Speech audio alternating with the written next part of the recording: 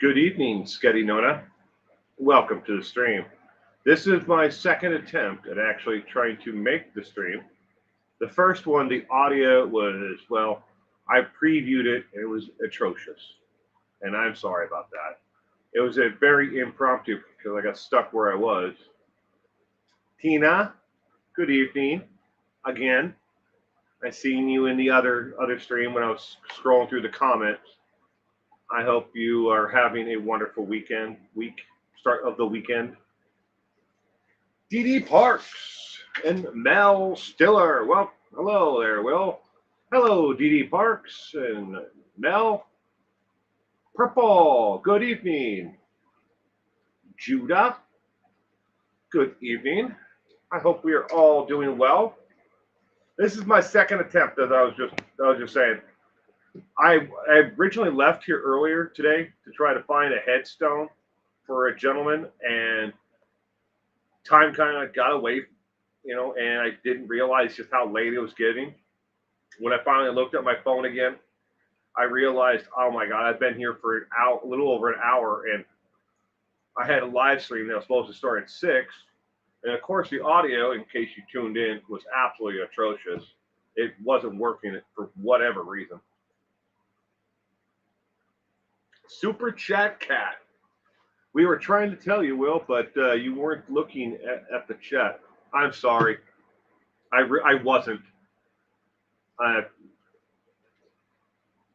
It's one of those things where I didn't look at the chat window because I had it hidden, and then when I realized it was hidden, and then I showed it, and I started seeing it, and everybody's like, "We're not catching what you're saying. Your audio is terrible. I can't hear you. Can't understand you." And so we'll try again. Try until you get it right. Gizmo, welcome, Gizmo. Rykar, hello. Well, it was chopped up live. Yeah, it was. Yeah, I tried to preview about maybe 6 minutes of it, and towards the middle of it, it was terrible. Let's call it that. It was not good. It sounds like you were telling an interesting story. I was trying to. So I stumbled upon this guy. I have notes on it in here. Stack of papers. These are all scripts that are written out for different videos. I have it in here somewhere. There it is.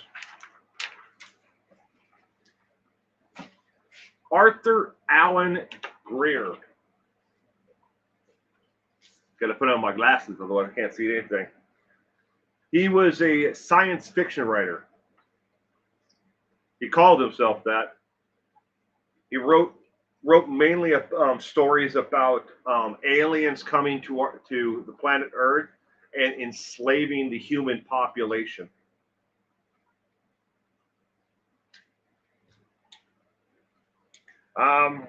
Was married once. May have had love interest before or after, but I'm not 100% sure on that. Never owned a home, always rented an apartment or a home. He helped teach English to migrant farmers and and kind of tutor people. May have been from the Dallas-Fort Worth area, but I wasn't ever able to confirm that. On his deathbed, he left close to almost $10 million to set up his own publishing and printing company only for science fiction writers. No children.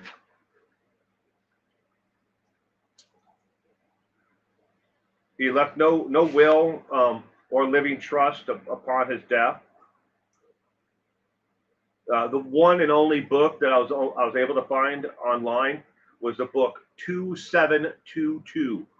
It's probably was originally the color of it was like burgundy or red, but it looked like it was sun bleached, so it was kind of like a dark pink with a gold embossed 272 at the top, and then just his name. No design to it at all. But he reinvented himself as a science fiction writer. He made himself out to be something he wasn't.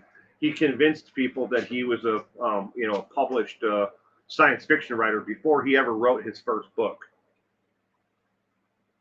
Let it be. Welcome back.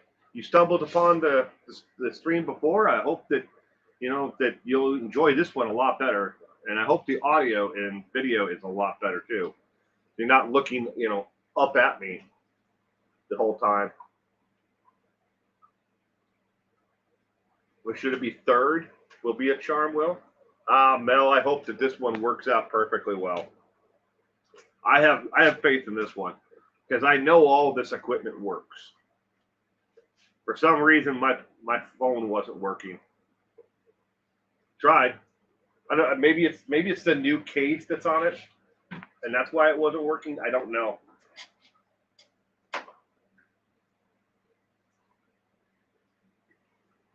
Be a homebody tonight. There you go. Oh.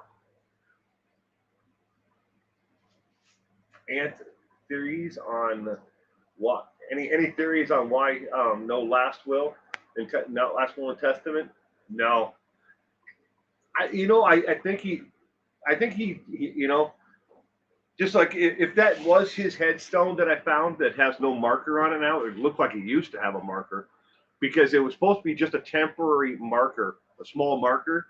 He wanted to be cremated. He didn't want people to mourn his death after he was gone. He wanted them to celebrate his life.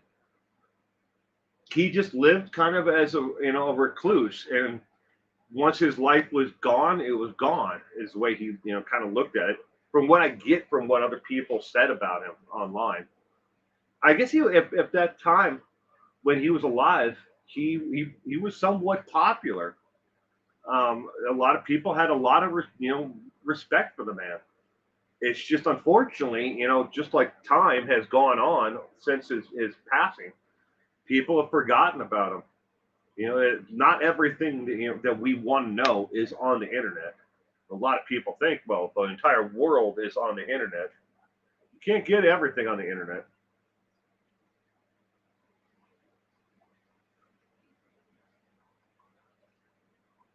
It was a story I would love to hear about. Yeah, and I was looking for another author. I wasn't even looking for this guy. I happened to just stumble upon his his story in this man. I was looking for another writer altogether who's buried in that same cemetery. Kind of unique. It's like they kept on speaking about this Greer individual, and I'm like, who the hell's Greer? Then I went through the references for the story that I was actually looking for, and for the author I was looking for, and then I found that reference, which led me down a rabbit hole, looking into this guy's story. I had to step away. Who's Will talking about? Mel. His name is Arthur Allen Greer. Arthur Allen Greer. He was a science fiction writer. He wrote mainly, or almost all of his stories were about aliens from other planets, from another galaxy, who come to Earth to enslave the human population. That was pretty much all he ever wrote about. Is Taco starting school Tuesday? No, Super Chat. He started this past Monday. He is in first grade, and he is so happy every day because he gets to ride the school bus. So far so good. So he did an entire week of school, and so far, I mean, the school bus driver said that he gets on, he sits down, he hasn't been an issue so far. So cross our fingers, knock on wood. Don't know how long that's going to last, but we're going to go with what we have now. We're building upon the success that we already have.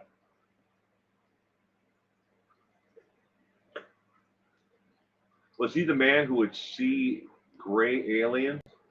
Um, Reichert, I did not see anything that I, at least that I read about him having actual sightings. It's kind of unique.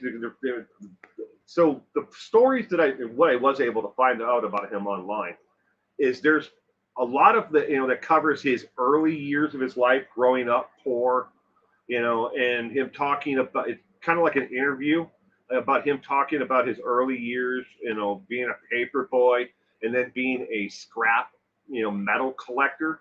He'd collect up tin cans or copper or steel or whatever he could to turn in for cash.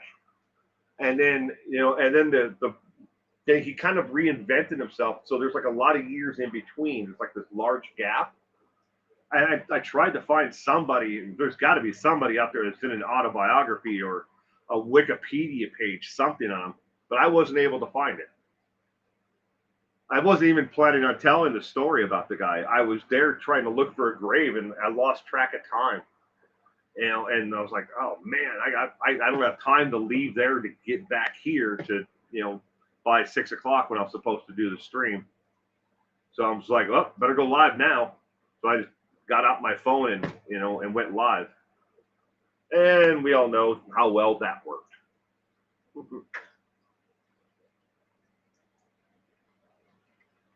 Thank you, Carol. It's an uphill battle. Um, he has his good days and he has his bad days, but we're gonna take the good days and roll with them, and hopefully be able to put more of those good days together than bad days. And the one thing that we were worried about, when it came to the school bus, is we actually had the first day, he didn't know it, but we had a paraeducator who was a close family friend who was on the bus there just to kind of keep an eye on him because he has real issues with being overloaded over sensory, anything with like a lot of sound really upsets him. Anything with bright lights, stuff like that, it's just sensory overload for him. So we weren't sure how loud a school bus was going to be. And we've all ridden a school bus at some time in our lives, haven't we? Kids can get really rambunctious and loud on a school bus.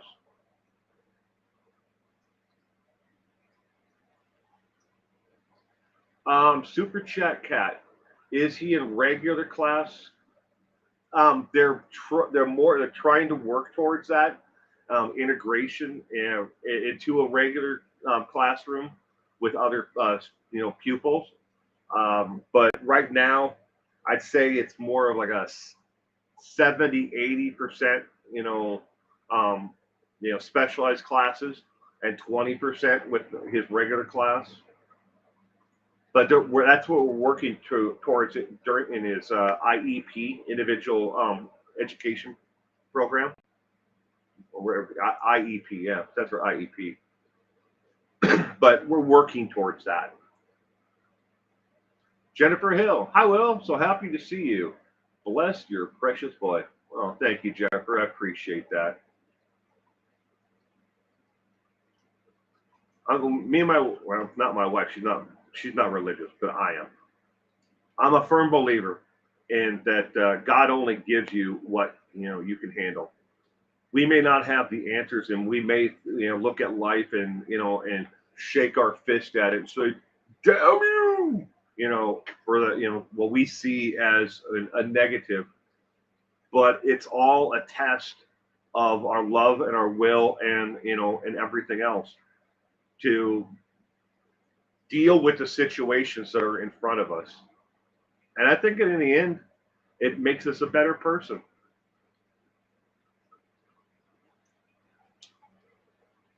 Oh yeah, Mel. We will definitely learn from the bad ones. I mean, just like any other child. I mean, he's still 6 years old. I mean, so there's been the lack of communication, and there's a 6-year-old who doesn't when they get mad or angry or sad, they have to deal with with things. You know, I mean, anybody who's raised children, you've had a 6-year-old, you know what they're like. They're just a ebb and flow to them. They're up and down. They have their good days, they have their bad days.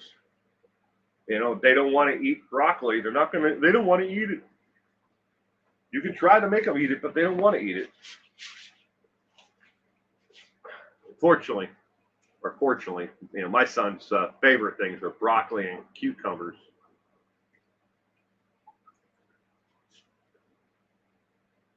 That Doritos and cheese pizza and chicken nuggets. Those are his favorites.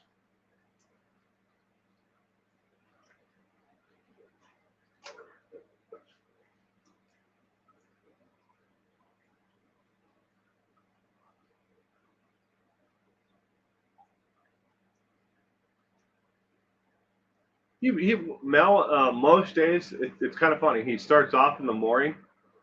The first thing he says is, "No school, no school." Doesn't want to go to school.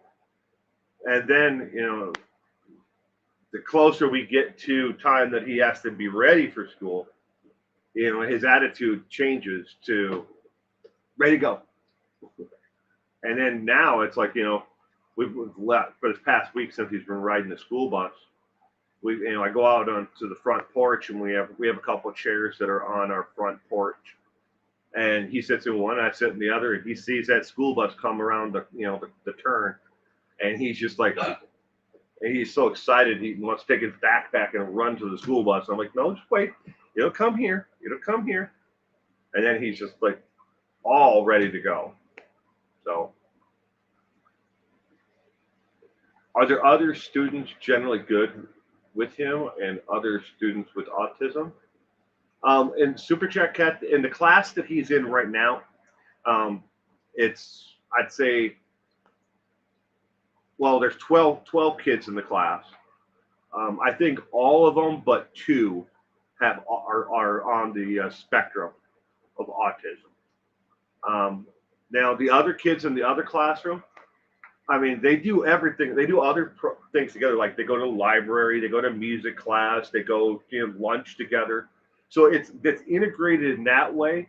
And then there's also integration within the actual classroom itself. And we're trying to progress him towards that, being in regular classroom all the time. And we're hoping by the end of the year to actually have him there. Now, I don't see any children at this age who are treating him differently because he has autism. Like I know, like one kid he plays with every day at school. I don't think the kid has a clue that my son has autism, because I mean all they do is just run around and play tag and jump up on the things and jump off of things and climb into the giant jungle gym thing, and that's it. I mean, they're just kids. They haven't. I don't think they at this age that they've learned to judge other children. At least I haven't seen it, because I as a parent I volunteer at the field days and other activities, and I mean, there are kids from the normal classes who, act like there's something definitely wrong with them, but they're 6 years old. Raising my 3 sons was the best time of my life. Now 30, 28, 26, 3 grandchildren under 2 and loving life. Jennifer, wow. Well, our daughter is 24 and our son is 6. Will you continue with speech therapy at home during the year? Yes. We have finally gotten that lined up through the DDV, disabled. It's basically a state-run program. I can't remember what the DDV stands for, but at least off the top of my head right now. but we have a speech therapist who's working with him twice a week at home. It's only an hour each time, but at least it's something to help him with the speech on top of the speech therapy he's already getting at school.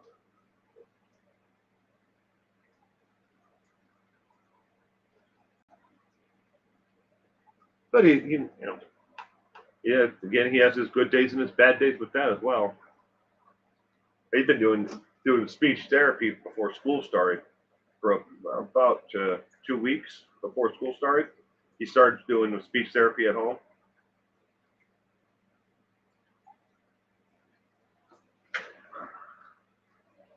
I don't know if I'm ever going to have grandchildren. My daughter doesn't want to have children.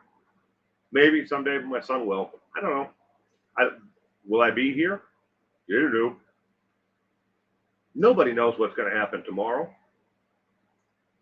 I could walk out of my studio and a satellite from outer space could crash down on me. I don't know. My crystal ball doesn't work right now.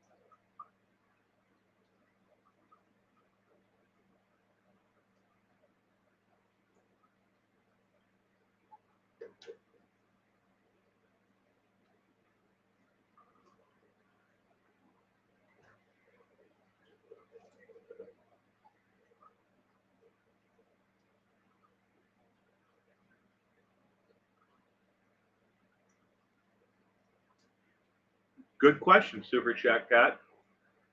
If something happened to me and my wife, we have a living trust that would take care of him financially and make sure that he is taken care of, and it would pay off all the debts. So he would get the house. Um, as for somebody who would raise him until he's an adult, he has godparents who have already, offered to step in and take care of that. So yes, we have already planned all that up. Am I worried about it? No, not at all. We have a very close, loving family, and friends that are near us, and proximity, location wise. He would be taken care of.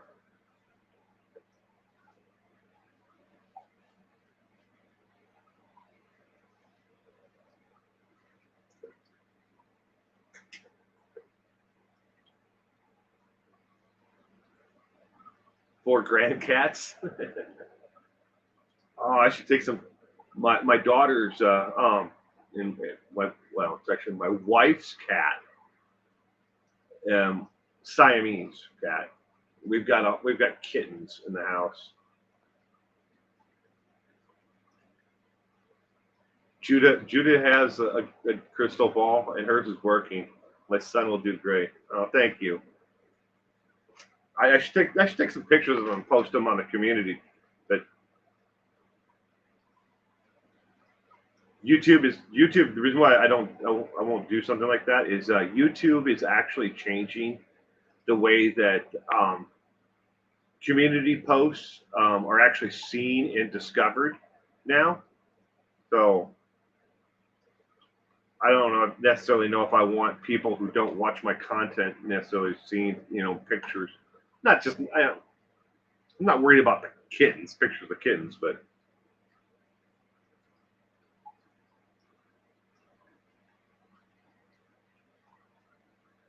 oh yeah, super chat cat.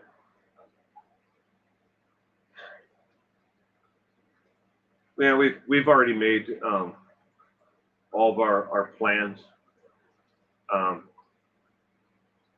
for everything. We believe in especially after my wife went through cancer. We ain't taking any chances. You never know. You never know what what curveball is going to be thrown your way next.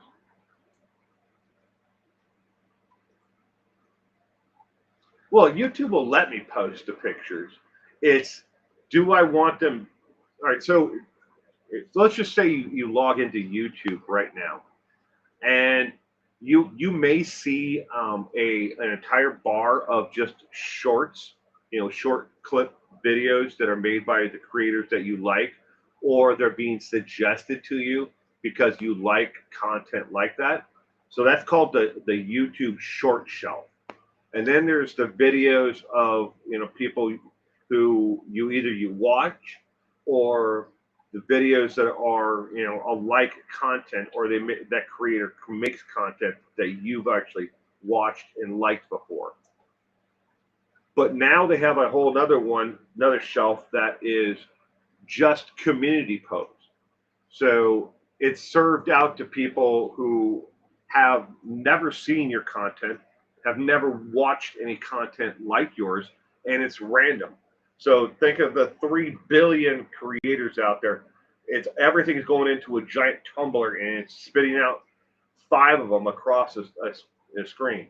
The next time you come by that, it's 5 different ones, and 5 different ones is what the way they want to do it. They want to make it so your community postings are a way to engage an audience, to bring more people who've not seen your content before to your page and to your channel.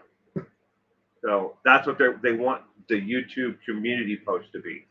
And so, as opposed to it being a community, they probably will rename it to something else from community.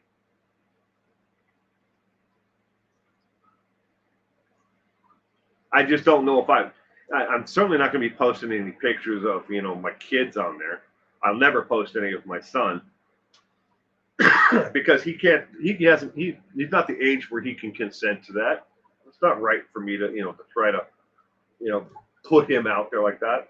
Other people will, but not me.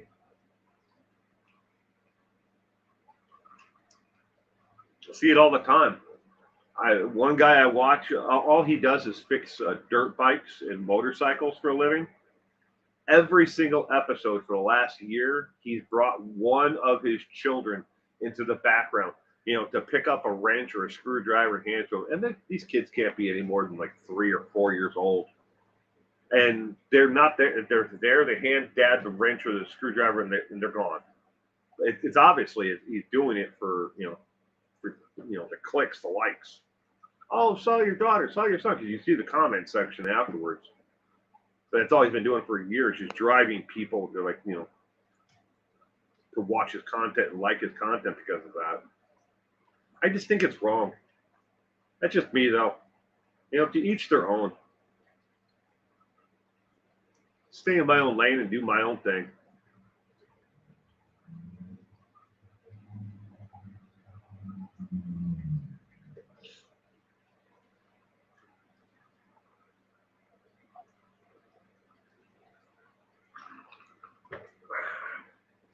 Will, do you know about all the drama surrounding Mommy Rambling's channel? Her longtime subs and mods are leaving in droves and starting their own channels. She really pissed off a lot of people.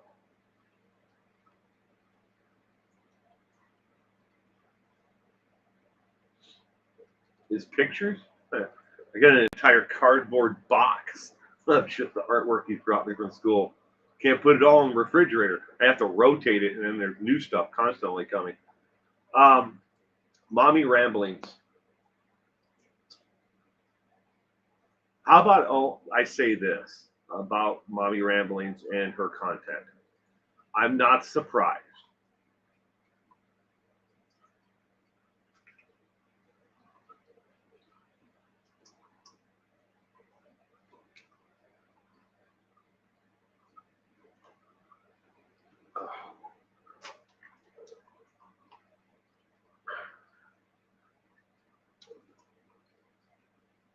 He's actually getting really good at writing his name. He used to write it in giant letters. Now his penmanship is getting a lot better. It's probably about ½ inch to an inch, somewhere or 3/4 of an inch, in size now. in how he writes out his name. And they don't teach cursive anymore, at least not in elementary school here. It's not even anywhere on the curriculum. Doesn't matter what grade you have school, elementary, middle school, high school. They don't ever teach cursive here anymore. It's been cut right out of the program. And so I asked the teacher at the last school meeting, I'm like, so how do they learn how to sign their names? Someone's got to teach them how to sign their name, right? If you never teach cursive at all, when they say sign this legal document, what do? Just print their name?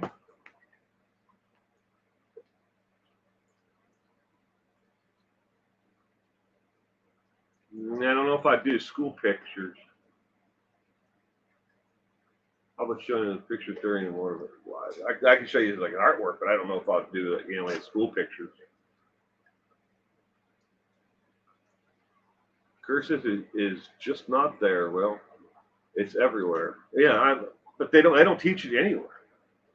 But not here. It's not just there. It's everywhere. They're not teaching it anywhere where you guys are either. I just find that really bizarre. And when high school, I mean, they don't teach typing anymore. We all know that, right? But they don't even have a keyboarding class. They've done away with these things. There's coding, how to write code. They have coding classes, but they don't have keyboard. I wonder if they have home economics anymore. I liked home economics. I was an absolute failure at it because I didn't like the teacher, but I ended up buying my grade in that class.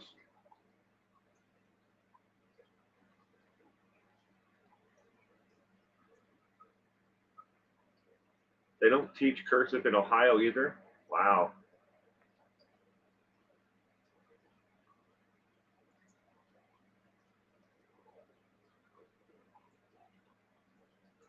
They can't read cursive either.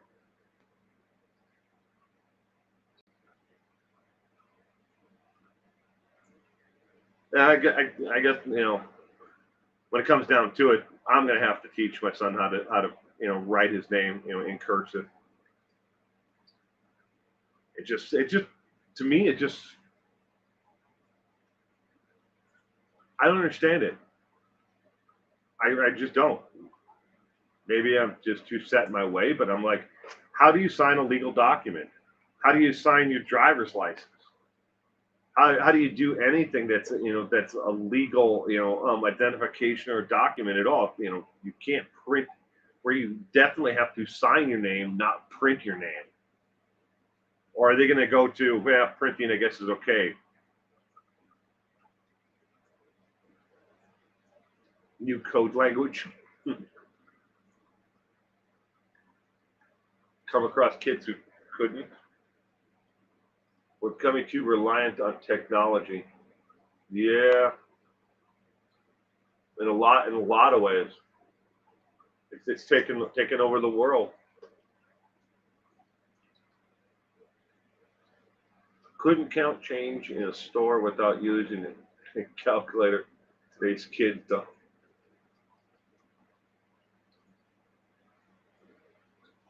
I had a situation like that come up. The total came to like, just give you a hypothetical example. My total came to, I think it was 525, and I handed the clerk 525, and then she tried to give me back $1, and I was like, what's this for? And she's like, oh, you gave me too much money. I'm like, what's my total? 525, right? I handed you a $5 bill and 25 cents. Why are you handing me back $1? And it didn't matter how many times I explained to her. I just left the dollar on the counter and turned around and walked out. I was just like, can't fix everything. Auto text in my high school, Loved it. Well, we never in the high school I went to, Reichart, we didn't have auto shop. The other high school in town had auto shop, but the high school I went to, we had welding, fabrication classes, and we had metal shop, welding, and metal fabrication, blueprint design. You had to, learn everything from like how to draw out blueprints to, and then actually make the item that you actually drew out in from blueprints. That's what we had at my high school. At the other high school, they had auto mechanics and body, all that. That was pretty cool. It just wasn't at my school. They offered, but they gave you the option so you could go to one school or the other, for those classes. And then they did away with both of them at both high schools. Now we have a place called Tritech. So it's a vocational school. Nothing wrong with it. It's just that they don't do it at the school anymore. But they're about to start offering hydroponic classes. Yeah.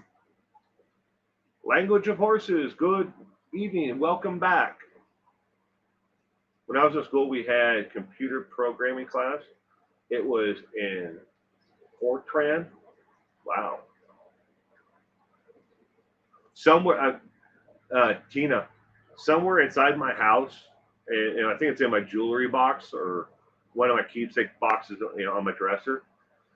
I have an actual license that my high school, you had to take a proficiency test, on paper, and you had to pass, like, I think it was like 80%, to move on to the second course, and then you had to pass that by 80%, and then you had to take another test at the end of it all, on more, and and you got a license to be able to use the computers at the school.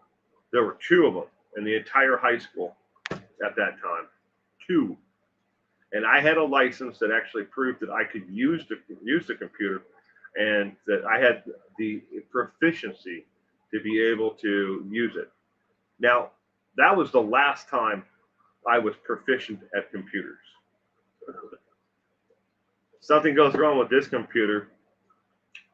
My daughter can't fix it. It's just, I guess it's going into the scrap heap.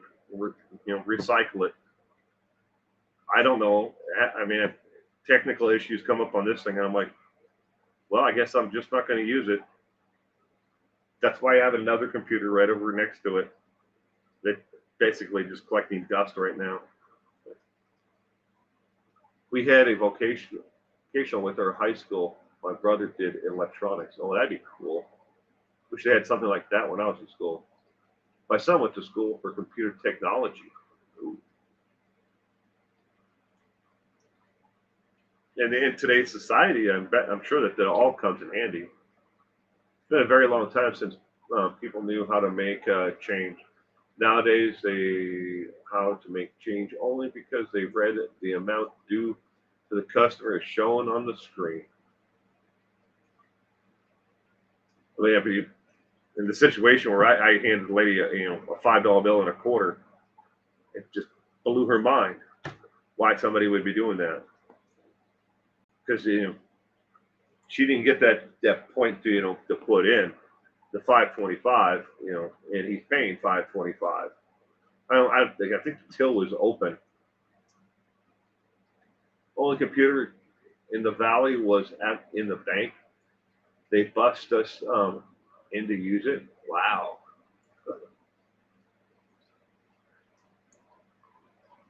I think the very first computer we had that they got was like a 286 something. And we had a huge one that took up an entire room, and then they got like a 286, and we had to take a test, proficiency test, to be able to use either one of those two computer systems.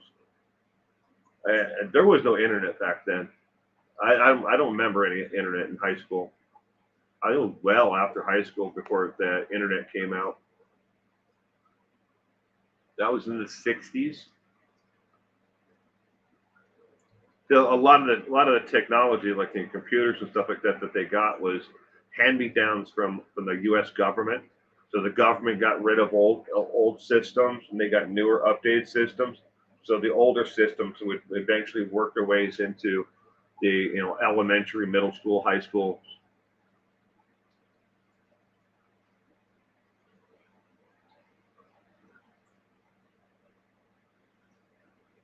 My daughter actually did a paper on something like that, super chat, when she was in high school.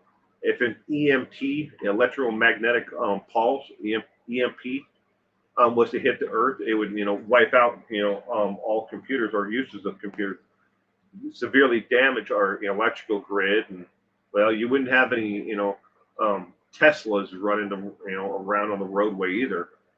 But if something like that happened, where would society revert back to? So many people are they're connected to their smartphone and to their cell phone. I mean, I know adults where this thing doesn't leave their hand all day long. It's sad. I suffered from technophobia for years, especially when I had countless papers to write during my years at the university. I don't miss those years at all.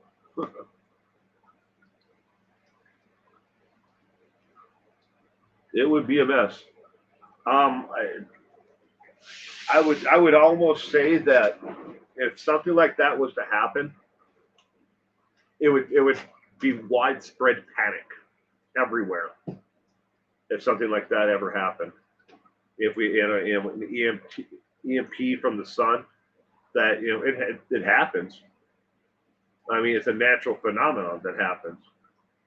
But if something like that, a large one was to happen and hit like the Western Hemisphere, it caused widespread panic.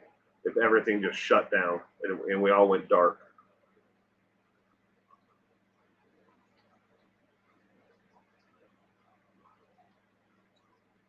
Life was definitely slower.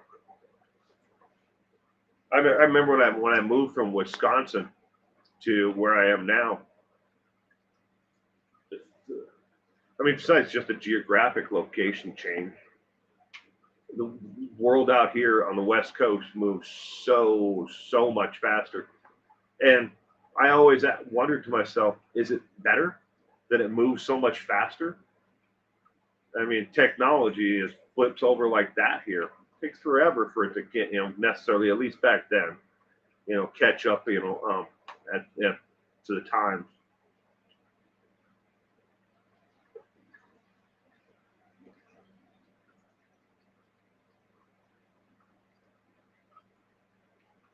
I don't necessarily long for the days though. In a lot of ways, technology is has seriously helped advance society in a positive direction. But at the same time, technology has also slowly stripped away those fine skills that we need. Dating rituals and meeting someone, trade, exchanging, information, religious beliefs. A lot of that stuff has been stripped away from the way we used to learn, and learn about new cultures in the world around us. All that's gone. Now it's people they foolishly believe 100% of everything is on the internet and it's at the touch of their finger. That's not true. In a lot of situations, a lot of things in this world will never be on the internet. The internet cannot replace certain, long stories, in-depth articles in the newspaper that would be done necessarily in print, but can't be, moved over to an online edition because there's only so much room. They can't have a 5-page expose on, a political scandal. Well, now they condense it down into just like the cliff notes, to catch the eye of the individual. It's never the whole story. And then what's online, in a news story, for example, like a political scandal, the advertisers, are able to tweak, what they want to see, and where the story, comes up. How long can it be? Are they political backers of this individual who's involved in that scandal? Is it going to look bad for them? And it can be easily edited, in the touch of a finger. They can edit out the story so it's not as damaging to the advertiser who backed that political candidate who is involved in that scandal, because the printed word is no longer taken, as seen as useful, where the printed word can't be altered by the touch of a finger. And unfortunately, a large section of today's society doesn't see it that way. Well, it's on the internet. It's got to be true. It's on the internet. Everything I need to know about the world is right there. Are we really better off with technology? It was supposed to be to make our lives so much easier, but why are people more stressed than higher suicide rates, etc.? The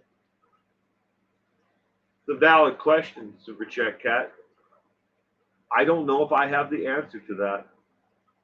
It's a good question that, to ask though.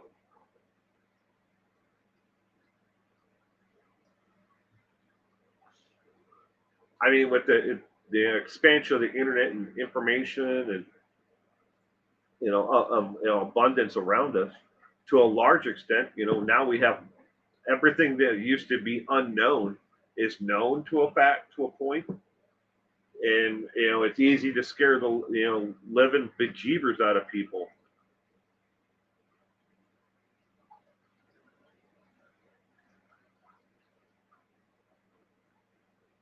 My daughter has um, two typewriters downstairs,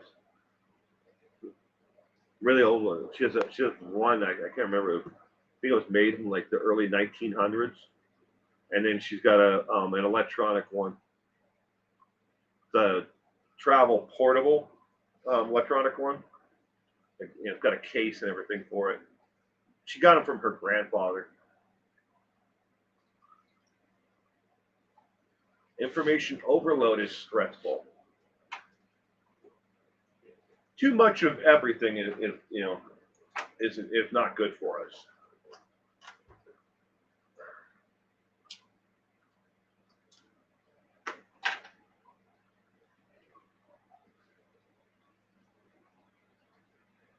Too much sugar is bad for you. Too much salt's bad for you. Too much water is bad for you. Too much information is bad for you.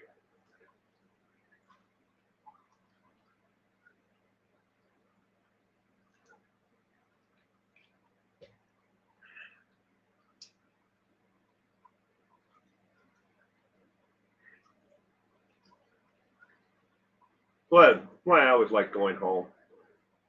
I can just turn off all my electronic devices, and I can just relax and do nothing, or do everything and still not need it. It's not like backwood country. It's 45 miles from the Twin Cities.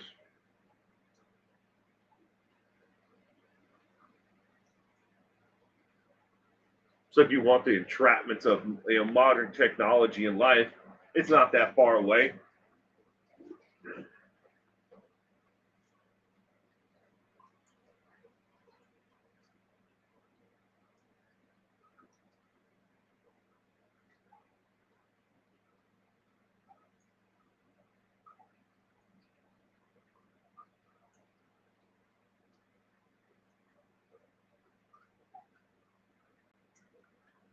Global elites would like us to live our lives entirely through the internet. They are working on it. It's called the metaverse.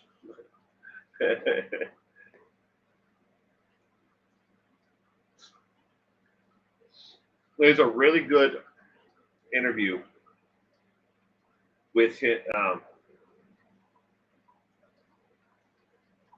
Oh, well, forgetting. I'm drawing a blank on his name.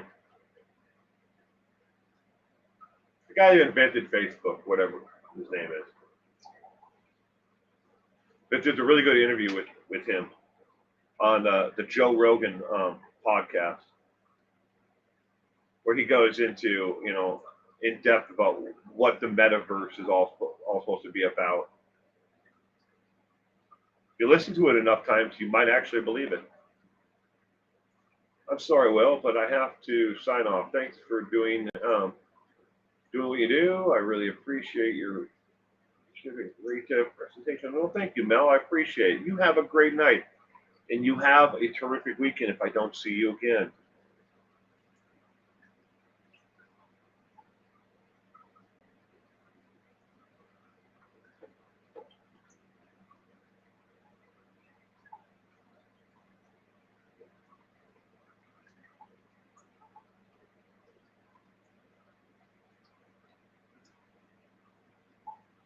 What is his name? I'm sure you guys know what I'm talking about. The guy who invented Facebook. I can picture him, but I can't think of his name right now.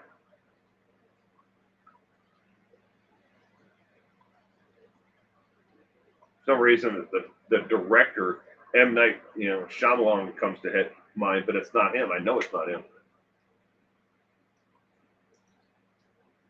Because I know M. Night is, a director. Zuckerberg, thank you. Yeah, Zuckerberg. He was on the Joe Rogan podcast recently, and he talks about that, starting Facebook, and what the metaverse is all supposed to be about. You have to actually hear the whole or listen to the whole episode. You have to go to Spotify to listen to the whole episode. Otherwise, you can watch like 5 different clips on YouTube, which is annoying as hell. Glowworm, good evening. Welcome to tonight's second try at my live stream. So I was going to tell everybody about how my day started this morning. So I got up this morning, go to the store, and when I walked out to my truck, I found a giant puddle underneath my truck. I mean, well, it looked like somebody had, turned a garden hose on and stuck it underneath my truck. That's how much, fluid there was. And it ran down the driveway out into the street. And I'm like, what the hell? I guess sometime during the night, or yesterday when I was driving and not knowing it, and pulling into the driveway, the water pump on my truck went out. So this morning at 7:30, I went to O'Reilly Auto Parts. Not a paid placement, but I went to O'Reilly's, got a new water pump, installed a new water pump on my truck. That's what I did this morning, and it was a pain in the dairy air. They make these things so hard to be able to put on. It should be so simple to be able to, a part that obviously wears out should not be that hard to be able to take it off and put it on. But you have to take off 12 things just to get to the stupid water pump. And I'm going through it page by page by page in the manual. And I finally finished up at about 11:30, 12 o'clock, right in there doing it. One simple thing. That's all I need to do is take the water pump off and put the new water pump on. But 4 hours at least.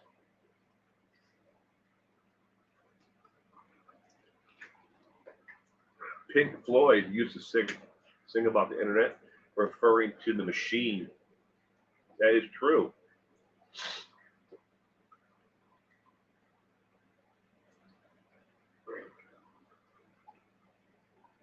The engineers that design the motors in cars don't think about the people that have to work on them. That's why they're so messed up. Purple, you're absolutely right, and welcome back, Purple. I saw you in the other stream. Sorry about that. It just I didn't know until I started reading the comment section. I really didn't know. I'm impressed that you know how to install a water pump. I'd have I'd have to go to a mechanic and pay money. Yeah, and in case you, so I'm sitting there, I'm reading the manual because I bought the manual when I, shortly after I bought the truck on how to replace the, and do maintenance on the vehicle. But even then, there was like a couple of things, especially like there's 7 bolts on the damn thing that hold the water pump on, 7 bolts, and 4 of them are one size, 2 of them are another, and the other one is a completely different size from all the others. And so you had to make sure you put the long bolts in where the long bolts go, and the short ones where the short one goes, and the odd one where the odd one went. Weird. I have an old pickup that has 4 bolts on the water pump. Yeah, don't even have to unhook anything else. Well, my truck is a 1996. 1996 Dodge 1500, Ram 1500. Thing's going to outlive me.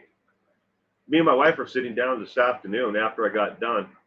And so I bought the truck for $800 cash.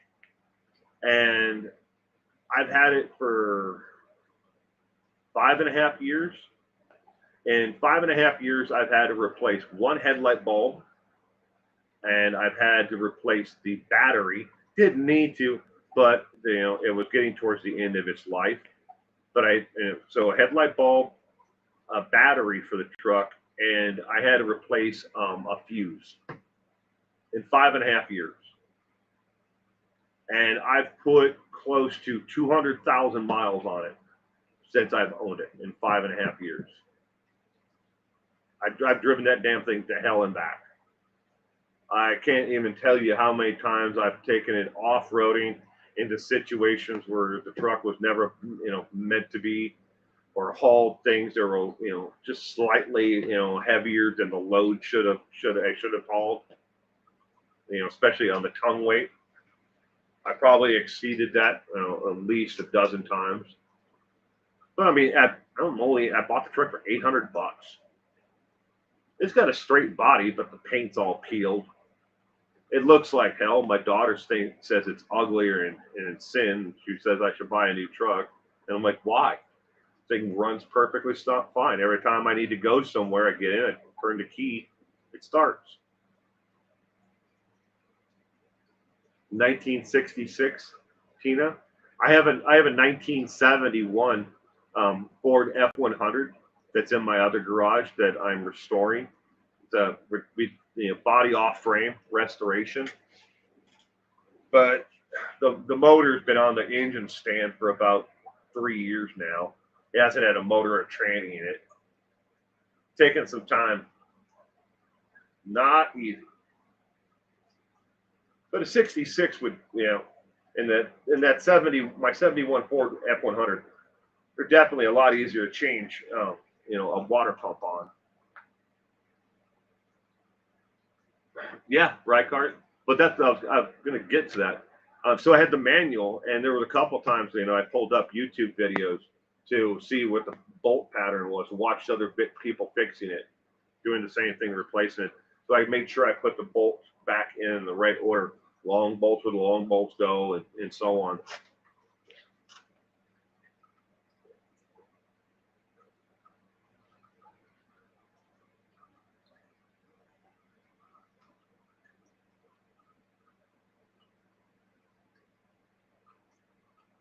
I need a handy male friend like you will. I'm single, alone, and have a chronic illness, and my family has kicked me to the curb. It sucks. Oh, I'm sorry, Super Chat Cat.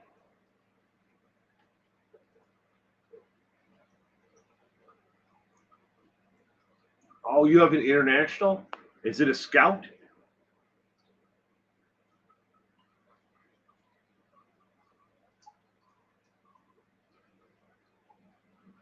I went to school and worked on cars. I was the only girl there. Monkey see, monkey do. Love the internationals. I had a gremlin. So, no, you sold your scouts?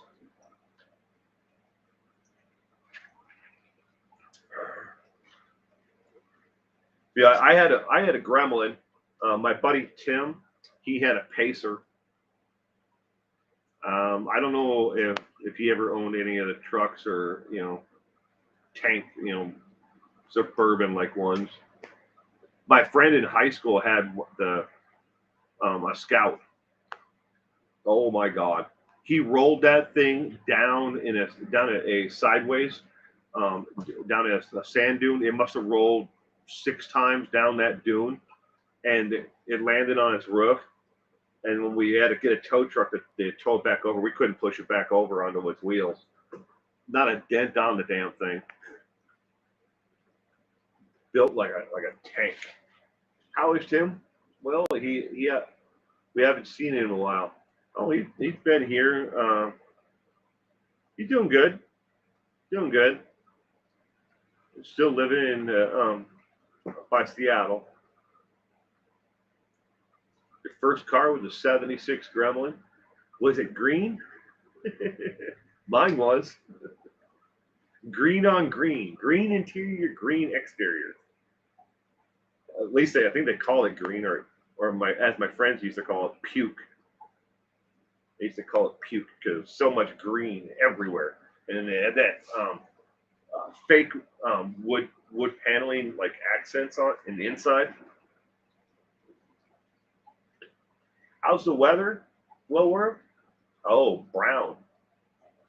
Um, Good. Right now, it is 9 p.m. It is 81 degrees right now at 9 p.m.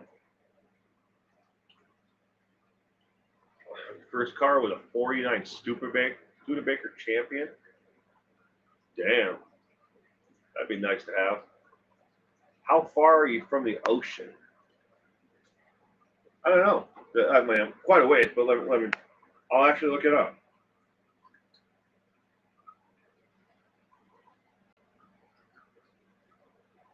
I mean, it's more than a day's drive, that's for sure.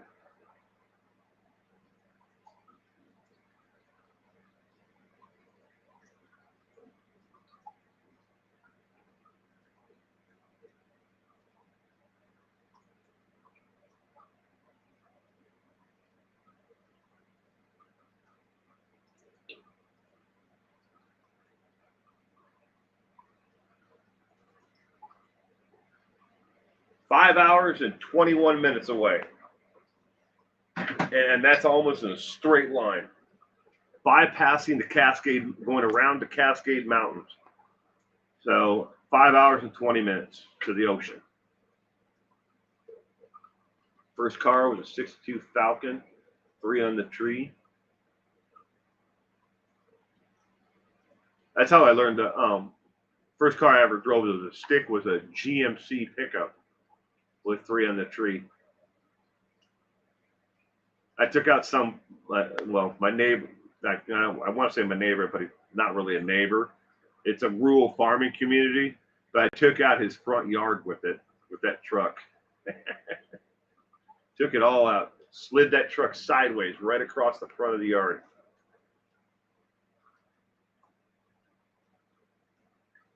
On the interior, yeah. Um, if I go the opposite direction, Super Chat Cat, I'm probably and not even an hour, maybe 45 minutes to Idaho.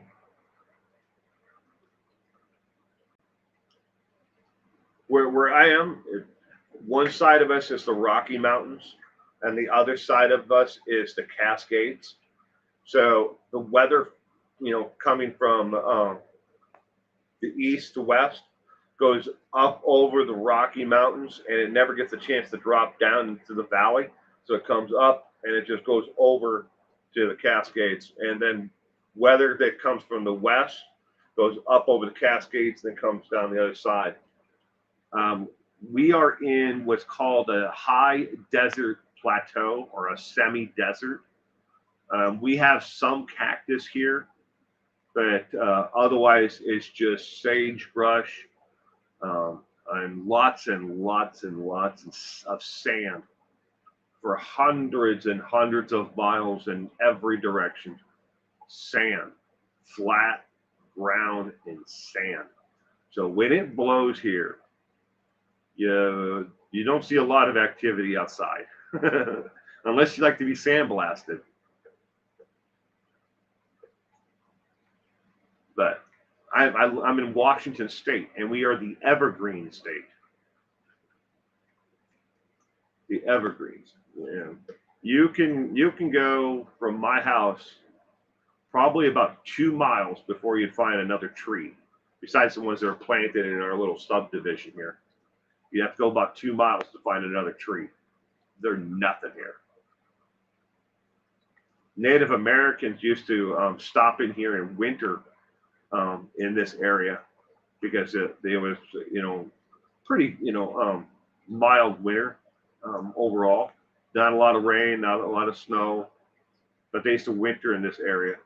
When Lewis and Clark and Sacagawea were making their expedition, across the United States, they stopped in here at a little island just off outside of our town. I mean, it wasn't like it was yesterday.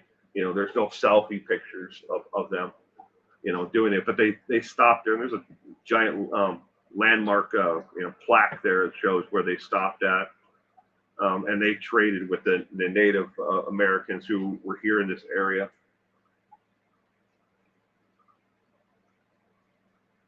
Will of Arabia. Does it rain there a lot, Glowworm? No, it doesn't. When it rains, it really, really rains. Kind of like, I wouldn't say monsoon, but it really comes down when it does rain here. But we just broke a new record for weather. Speaking of the weather, the most consecutive days of 120 plus. We broke the record at 27 days straight. Yay! So there's that. The previous record was in 1909, but we broke it this year.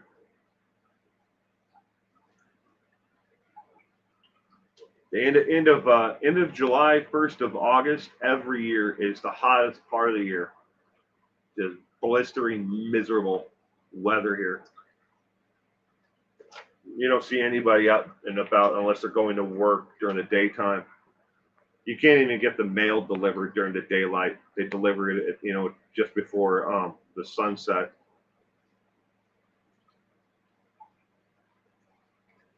Right, Glowworm? Congratulations on breaking that record. They're and the gift basket, they hand out to people when they move here. It's a joke. They don't really do this, but the joke is, the gift basket is, a portable air conditioner, a bottle of FPF 9000, and one of those screens so you can keep the sand from blowing in your eyes. Hugs to you too, Gone Girl. Competing with Death Valley there, huh? Yeah, I guess, Tina. There isn't anything here, and then I want to do this video and talking about what we used to be here before the federal government came here. This used to be nothing but there were like 3 or 4 little farming communities, and that was it. I mean, for probably about 130, 140 miles, there was nothing. It was just like 3 little, 4 little, farming communities. Well, the federal government came here because we never have tornadoes, we never have earthquakes, we never have monsoon, like rain. We don't have, really horrific winters. It's just a mild dead zone. And it's very unique to only 1 or 2 other places in the world are like this area. where the weather is not too severe in one direction or the other. So the federal government came here on purpose, and with along with the Army Corps of Engineers, and they purposely built the nuclear plants here, where they built the actual the parts and the actual radioactive isotopes for the atomic bombs that we dropped on Hiroshima and Nagasaki. If the isotope didn't come from here, the parts around all that and the rest of the bomb was built here. There are pictures of the Enola Gay. Used to be stationed here at the Army base. There's a fly in here. Almost went up in my glasses. But that's why we're here. I mean, they don't build anything like that here now. I mean, for the next 150 years, they're going to, at least they're going to be cleaning up all the contamination that they did to this place. So, good night, Carol. Thank you for joining us, and you stay safe out there. So there's not really anything here. I mean, there's a lot more here now than there was when I first moved here in the mid 70s. What do farmers grow there? Potatoes, a lot of potatoes, alfalfa, asparagus, melons, watermelons, honeydew, stuff like that. There's no corn. If there are corn farmers here, it's got to be more for feed or for ethanol. I don't know of any place that and I say this because I used to work in the biochemical part for a company that made fertilizer for the farmers. They were the only company to source that stuff from. But I knew of no one who actually grew corn that was for human consumption. It was for ethanol or for feed for other livestock, pigs, and stuff like that. I mean, hell, you want to talk about a really great, terrific place to grow tomatoes? I'm sure there's tomato farmers here somewhere, but they probably grow them in a hydroponic atmosphere as opposed to outside.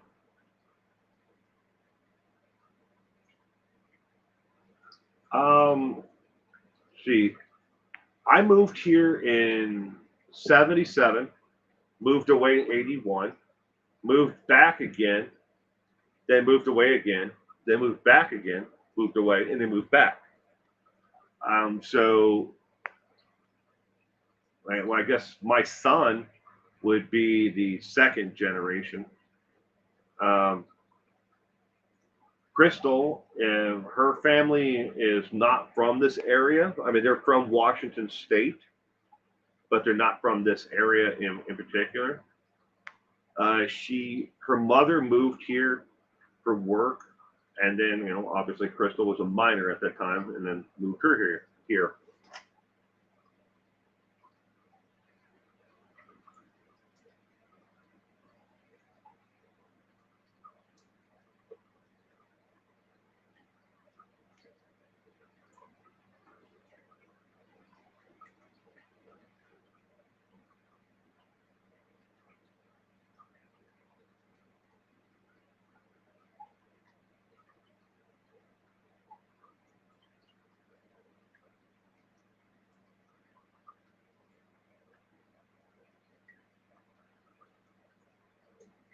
I have no idea what you guys are talking about.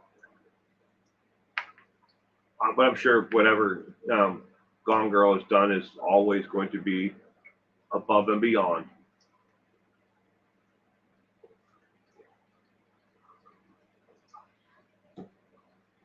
But overall, I think I've spent about half my life here now, and half of it in Wisconsin and half of it here. She donated. It's not showing up, at least on my end, Glower, but I'm sure she did something awesome. She always does. She's such a great fan and a great friend.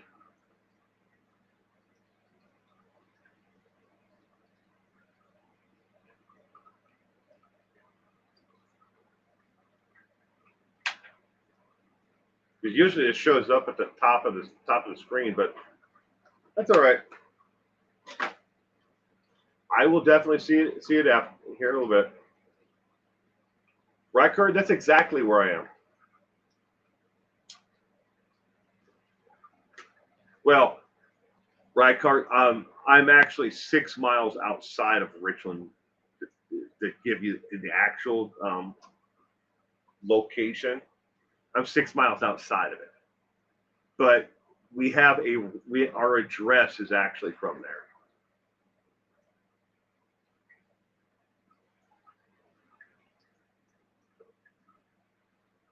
I don't know. To tell you the truth, until yesterday, when Gone Girl did the super thanks. You guys know what that is? So you can go watch a video or a live stream after it's actually aired, and like normally you can only do a super chat during the actual stream, right? They now YouTube has this thing called super thanks, where you can actually give a donation to the creator of that content after the fact. And underneath the actual video itself, it says thanks, and then you can click on that and you can actually make a donation. Until she did it the other day for me, which I am extremely, thankful for. I didn't even know that I had the option because they're rolling these things out, so I'd have no idea um, how any of it works or how to actually use it. You love Richland? Well, somebody has to, right, Cart? No, it's a great place to raise children. Relatively, speaking, crime wise and everything else.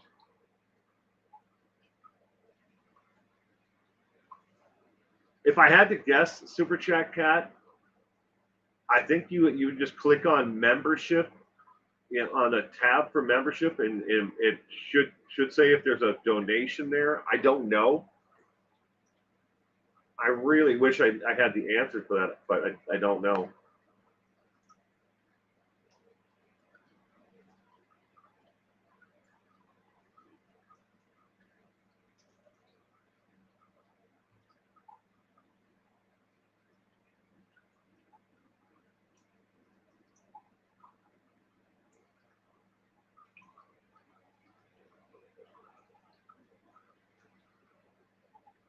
Glowworm, I grew up in Prescott, Wisconsin.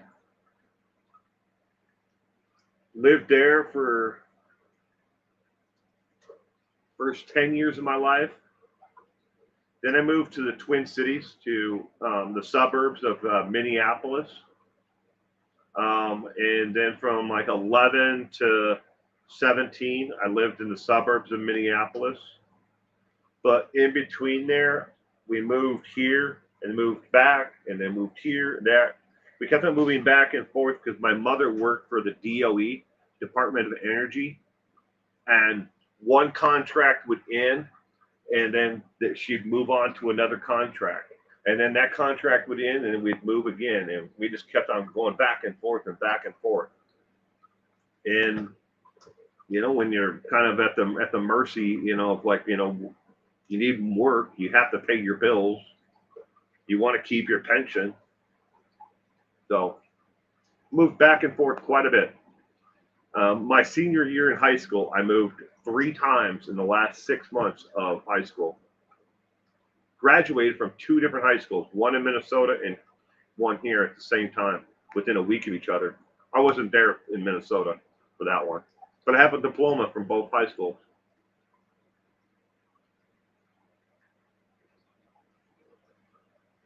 But after I got out of the service, I came back here to the Tri-Cities to take care of my mother. Because my mother was in a car accident. She's a head trauma survivor. She's got the mentality of, on a good day, a 4 or 5-year-old. But she can't take care of herself. My sisters don't want to take care of her. So now she lives with me.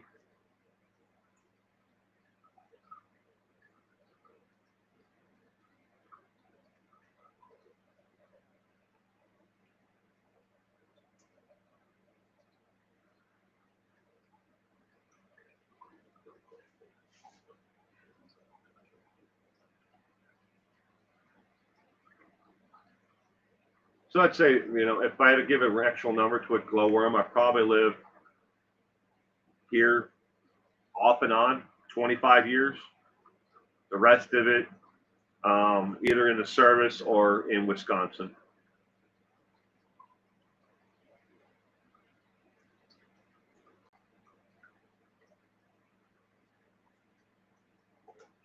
My hair is just getting blown up by the air conditioner. I just noticed that.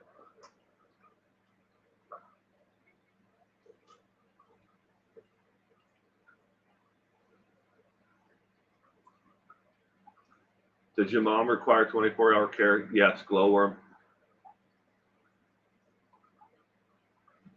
That's heavy, Will? Yeah. It's been a tumultuous relationship that I've had with her. But then again, you deal with life. You take it day by day sometimes.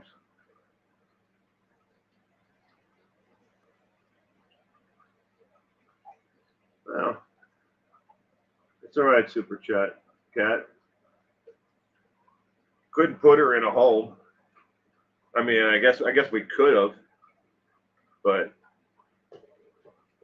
that ain't gonna do her any good. When we're not here, she has care providers who come in to the home and take care of her. So there's always somebody who has to be here.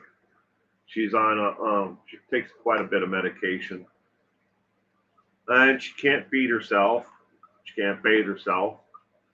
During the day, she leaves here in the morning, and she goes to what's called the adult day services. It's for other people with disabilities. Most of them have mental disabilities or physical disabilities, but they have different variations of disabilities. So she goes to that during the day for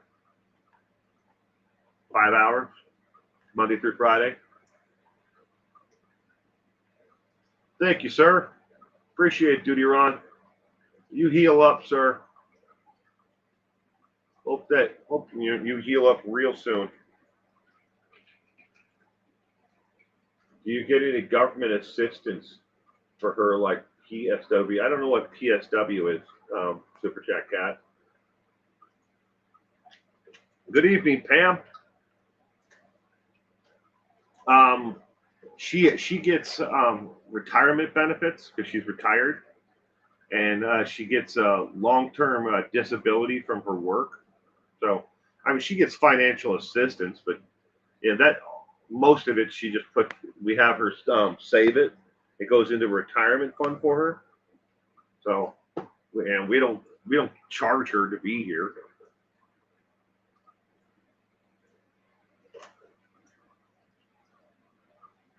She pays for her own stuff. Personal support worker. Oh no! She gets the care worker who comes to the home when we're not here. That's paid for by the state. They don't. She doesn't get any financial assistance. They just cover her and the nurse who comes with her to because they have to take her vitals, and she's on Coumadin, so they have to do a finger prick thing, draw like a drop of blood. So they have to watch that, that Coumadin level. Basically rat poison, but they weigh her, they take her vitals, they make sure she's eating, and they plan things out for her, set things aside. They have like a little calendar that they make out for her of different activities, and then she does exercises with the one lady. She helps her. She holds on to a chair, so they help her, stay flexible and moving.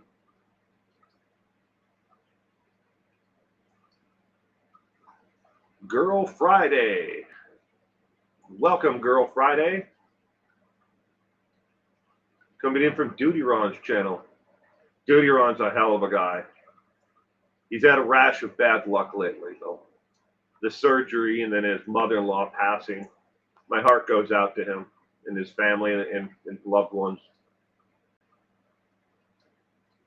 Really do, sir. Much respect for you.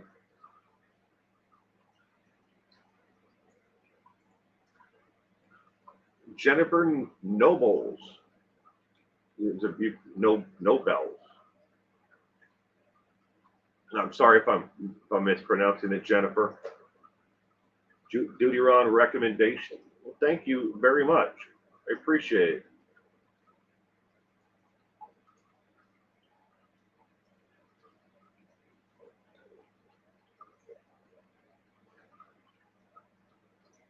Just like I was saying earlier about my son, I'm a firm believer in that God only gives me what I'm able to actually handle within my means and in my control. I may not like the situations in the hand that I'm dealt every day with taking care of my mother, and then my son, but I it's challenging. I'll give you that. It makes you want to pull your hair out other days, but then other days on top of it all, everything just goes smooth sailing. And you take the good and the bad because I believe that he gave me all this, in his hands and said, you of all the people that I know can handle this, and I really truly believe that he handed me all of this because I can take it because I'm strong enough, in my faith, in my devotion, and my family and my structure around me. I have enough support to be able to handle it all. And everybody has a situation like that in our lives. We think that I can't handle this. It's too much. This debt. This person over here who doing drugs or destroying the family. You look at, if you take each individual thing and you say, well, it's too much for me to deal with. I can't deal with it anymore. You have to take a step back and you have to look at it and say, what can you actually do?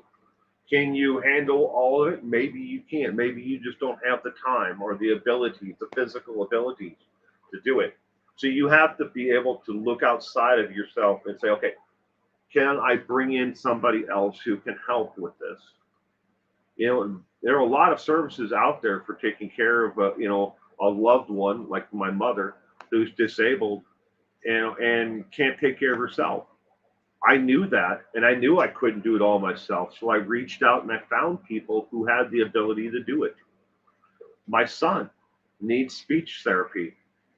I had to find somebody who could do that. I can't help him with that. I mean, I can try, but I'm not gonna be the best person for it.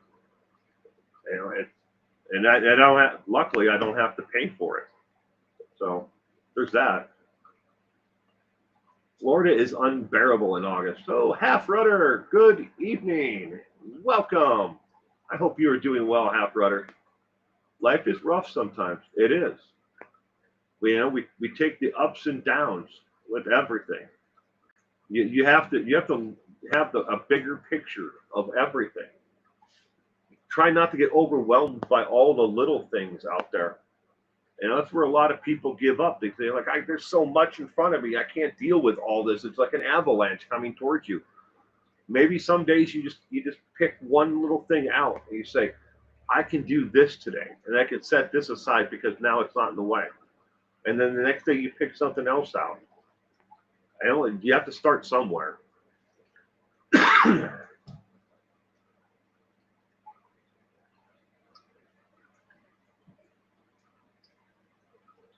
We all get just a finite amount of time on this earth. It's much, trust me, if you're down in the dumps and you're miserable, I'm not talking about clinical depression here, but if you're miserable and you're down in the dumps because things are not working out the way you want it to, you need to find a way to look at things in a different way. Find something that makes you happy inside, because you can't, nobody can take that away from you. And this makes me happy. This is like my therapy.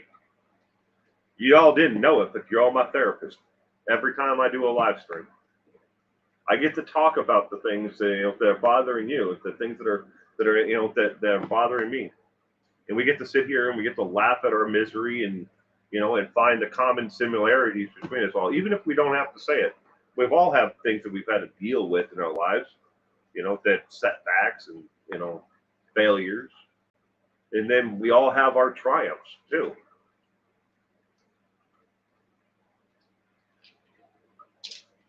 Loco Moco. It takes an incredible strength to ask for help and let people help you. This is absolutely true. It is absolutely true.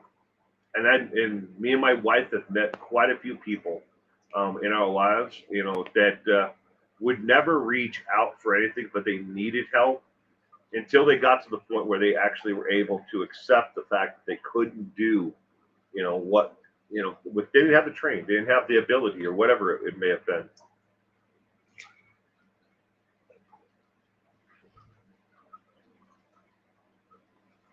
You're my therapist, Will. You are mine as well, Gone Girl. Princess Mish, welcome. Welcome to it, to the live stream.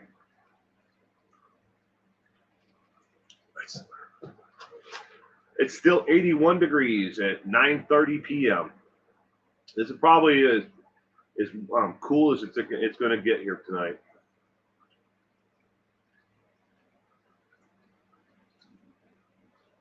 Judah.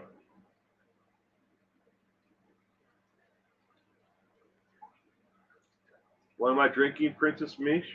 Ice water. Lots and lots of ice water. This is my second attempt at the live stream tonight. I was out in the heat, the blistering heat today, walking around in a graveyard trying to find a headstone, and the map they gave me, it said it was supposed to be the third row off of the main entrance, and I walked. I don't know. I walked every row in the damn cemetery looking for the headstone, and I never found it.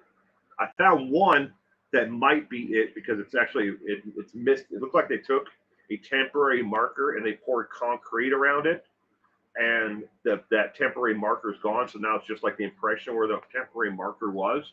That one might be it. That's actually on the third row, but I don't know if it is for sure. But I tried to do the stream, but apparently my audio was all screwed up and it didn't work. Am I in Arizona, Princess Mish? No, I'm in Washington State, just like Arizona. We have pretty much the same climate. I live between the Rocky Mountains are on one side, the Cascade Mountains are on the other. So the weather comes in from the east, going west, and it moves over one set of mountains and it goes over the other. It never has a chance to dip down into the valley where I am. And likewise, when it comes from the west going east, it goes up the Cascades and then down the Rockies. So I live in what's called a high desert plateau. We have cactus here, but 90% of the area here is just sagebrush and sand for as far as you could ever see. And you go up in like in a hot air balloon, and that's all you're going to see forever. It's just flat, barren, dead ground. Not much here. Only reason why this place is here is because the federal government built it as part of the Manhattan Project to build the parts for the atomic bombs and to build the actual isotopes for the bombs that were dropped on Hiroshima and Nagasaki to end the war. Otherwise, this place wouldn't be here. And why is it here today? Because they contaminated the hell out of the place to make it in such a rapid fashion. So they figure it's probably going to take 150 years to clean up all the contamination. So that's why I'm here. That's why this place is here. Well, thank you, Jennifer. I appreciate it. 6 cents Amelia.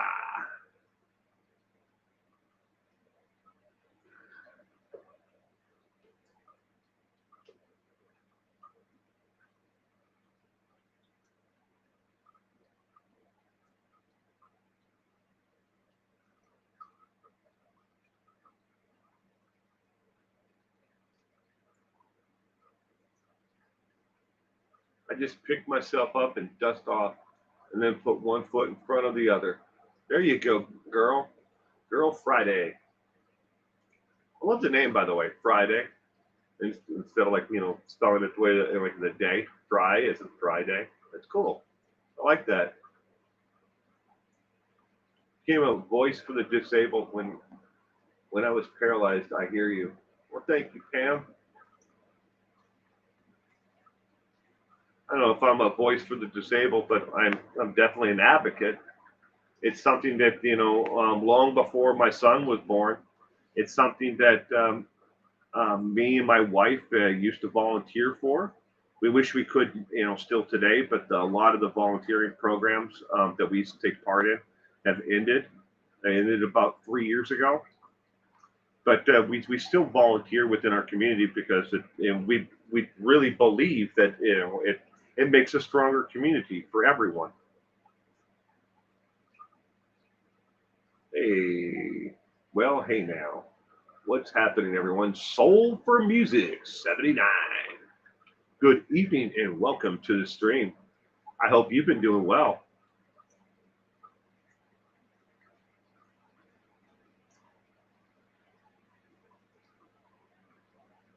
He's just a regular guy who risked his life day in and day out to protect the community around him.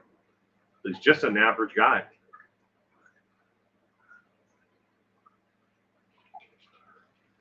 Robin Lane, good evening. Welcome.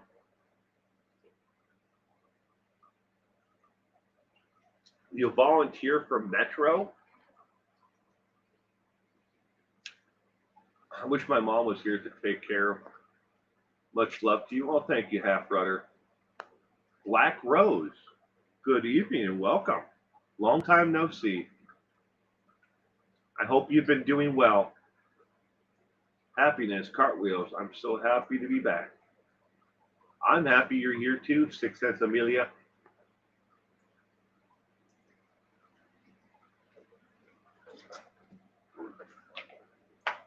It's a play on words. Fry is my last name. This is how you could receive a free membership for a month. Does everyone know they have to scroll up to click on allow gifts? This is how you could receive a free membership for a month. Oh, okay. Well, there you go. Now, Jennifer, I didn't know how that actually worked. I know several people have talked about buying memberships for other people, but I didn't know how they actually got given out. Well, thank you very much. Our bus train service helps people ride through our city. Well, that's cool. Here where I live, we have a regular bus system, and then we have another service that's called Dial a Ride. That is it. They use a smaller bus, and they use vans to get those with disabilities from point A to point B on the same routes.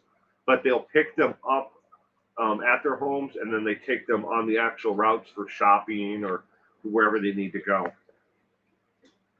But that's really cool that you volunteered doing that.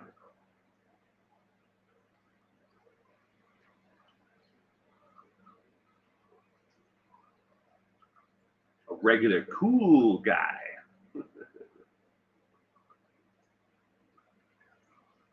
Yeah, I've tried talking my father-in-law into doing one of these streams with me sometime. He has some of the most amazing stories, from his time, when he was in law enforcement. But we were talking about this earlier about being a technophobe. The man doesn't even own a cell phone, and this is a true story.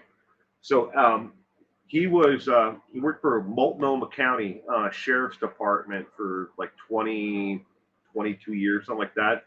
Then he moved from Multnomah County to Portland Police Department, and he worked for the Portland Police Department for like another 10 or 15 years.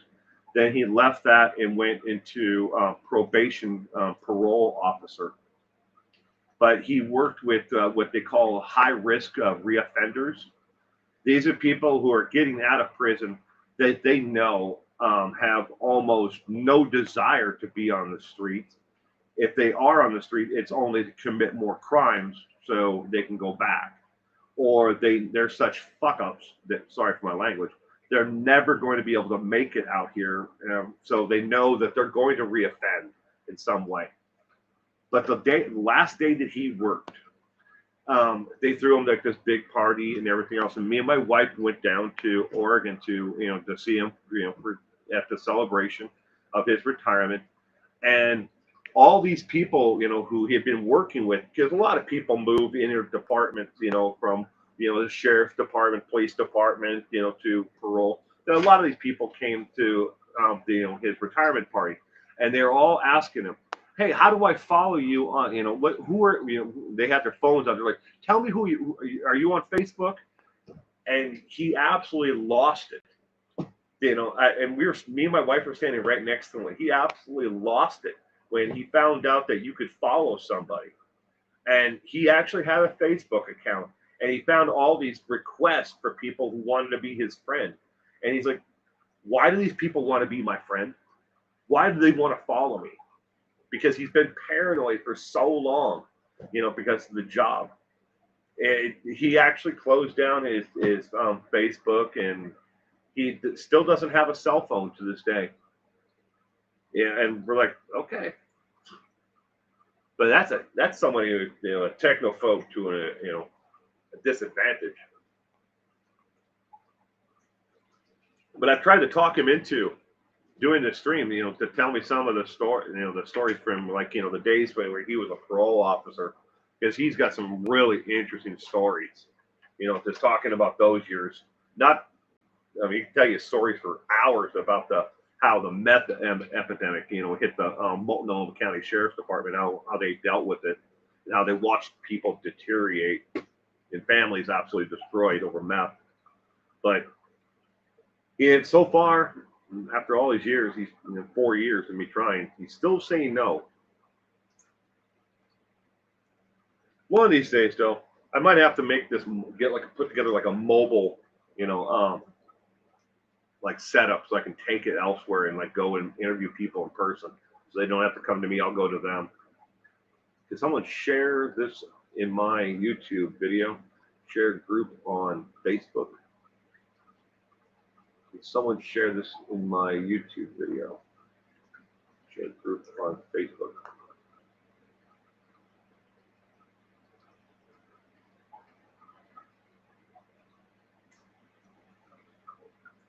I don't think, Duty Ron, I don't think I follow you, your group on Facebook, Patreon, YouTube,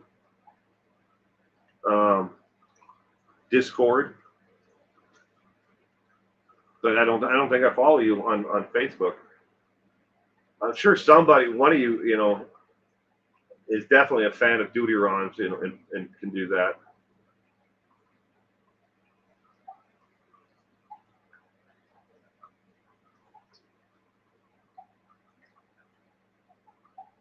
Girl Friday is on it.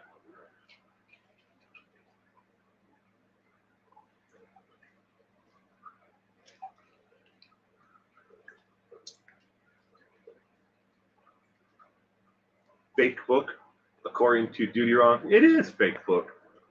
I'm calling it fake book for years.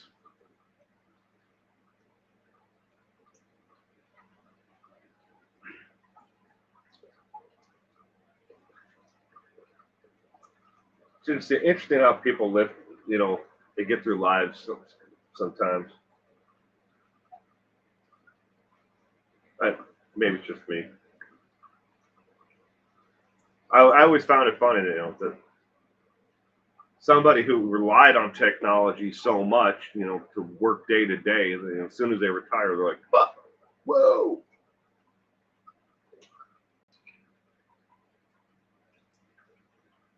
It hurts when you type. Yeah, I'm sure it had.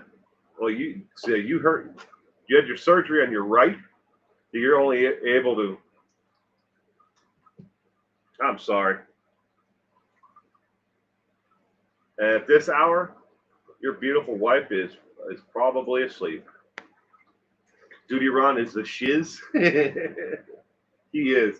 Sherry Braun, good evening. Welcome. I hope you're doing well, Sherry.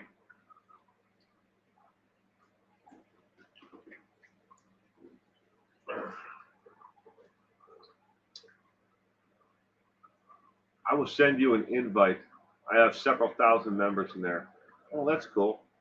You know, I have a Facebook group as well, um, but I don't post to it. I used to, but then I have somebody else who was posting to it, but she kind of went off the rails, so I had to like delete like 300 different posts, and I was just like, I don't know if I want to do this anymore. I mean, I right now I should be I'm streaming to YouTube and Twitter right now. So there, I have a second screen that's over here to the my right, which looks like your left. But on the other screen, I'm watching the Twitter right now. I used to stream to Facebook.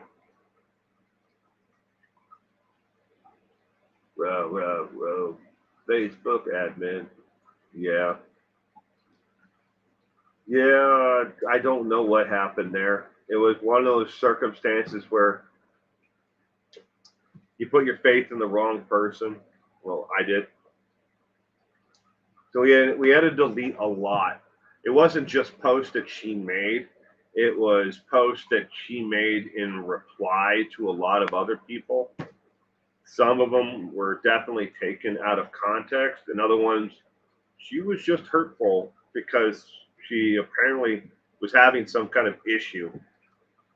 So I understand what you're saying. I've had that situation, but I keep pushing forward. There you go, sir. You have to.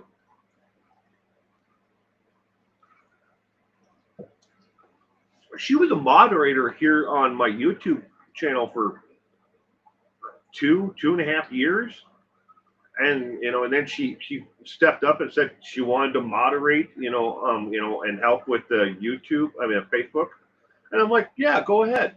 You know, if it's not too much, work for you. She's like, oh, she said she was a retiree. Found out that's a lie. There was a lot of things that she, later on we found out about her. I'm not going to give up her name, but she's still out there. I see her occasionally on other channels, not on Duty Runs, but I see her on other channels, in the comment section or in live streams. Saw her last night on Michelle Creates. I saw her in the comment section there. I was like, oh, I'm out of here. Bye.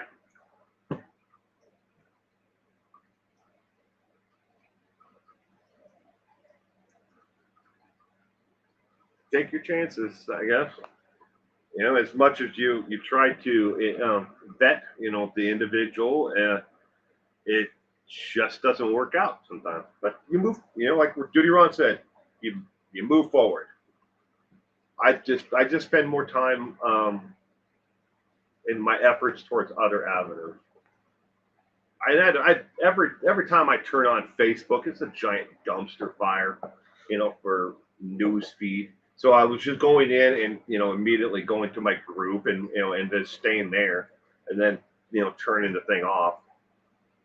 I try to stay off of like the regular Facebook itself, but I guess that's the way their algorithm is built, is to they figure you engage longer if they put like views and things that are the opposite of where you are. I don't understand how that's a business model anybody should want to follow. Purposely make people mad at you, but it works for Zuckerberg, right?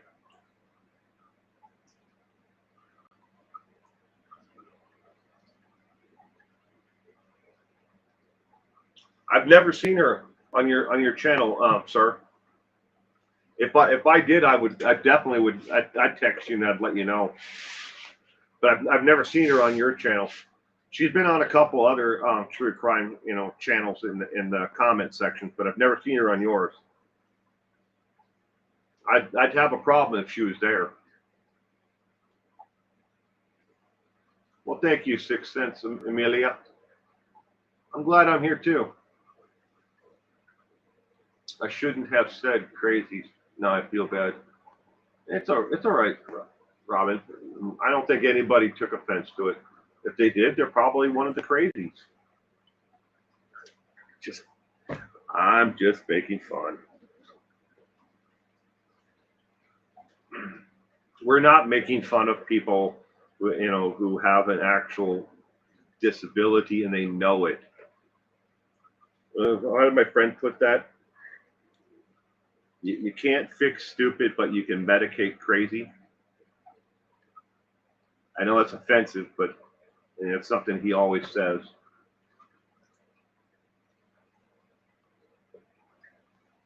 Right? I mean, we all have our issues.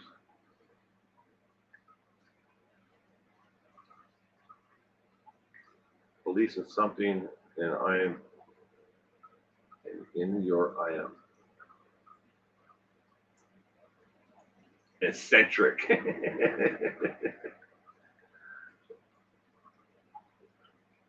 We're all eccentric, aren't we?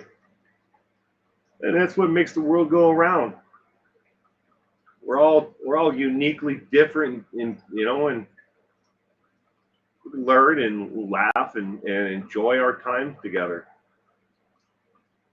I can be crazy, I own it, and fly my own flag. There you go.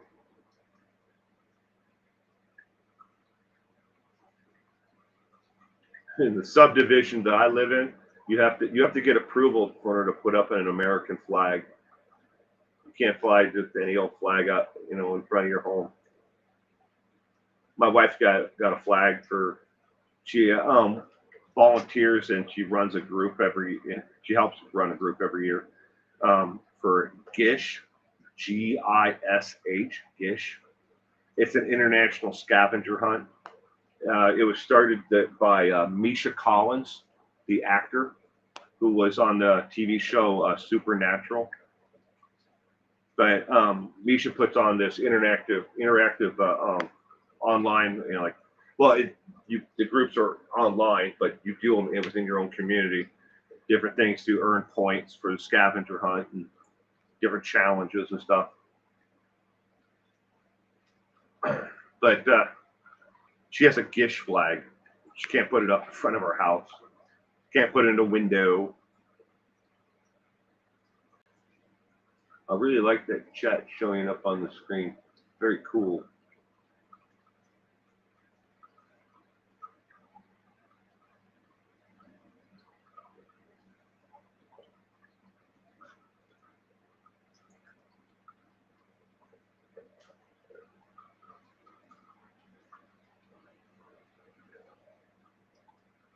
Della Boca Vista of Seinfeld.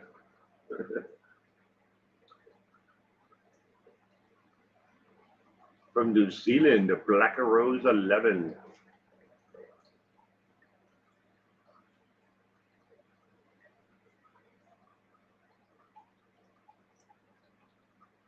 Rocky. Rocky Pastorino. Good evening, sir. How are you doing?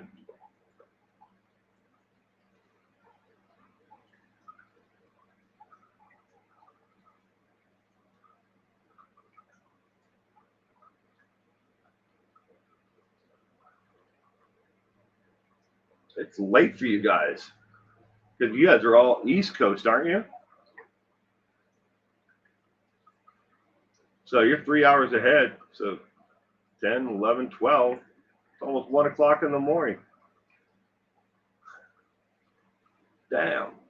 But thank you. I appreciate you guys being here. Where is Inner Peas and Cement Shoes? Sixth Sense Amelia? I don't know. I'm guessing they'll probably be in my stream tomorrow, but not tonight because this is my first attempt at doing it on Friday. You know, they used to do them only on Saturday and Sundays, but Sundays weren't working out for my schedule and my wife's schedule, so changed it up, you know, and now I'm doing them on Fridays and Saturdays. So it is 5 p.m. Saturday, where 6 cents a meal is. Thank you for my service. Thank you. I appreciate it. Jennifer, I'm in SoCal. Not too late at all for me. You know, it's 9:54 p.m. for you. We're both on West Coast, Pacific Standard Time.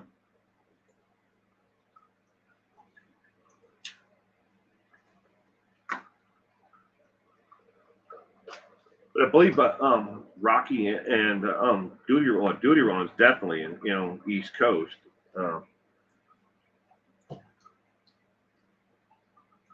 It's almost 1 o'clock in the morning there. 5 p.m. Saturday. Jeez.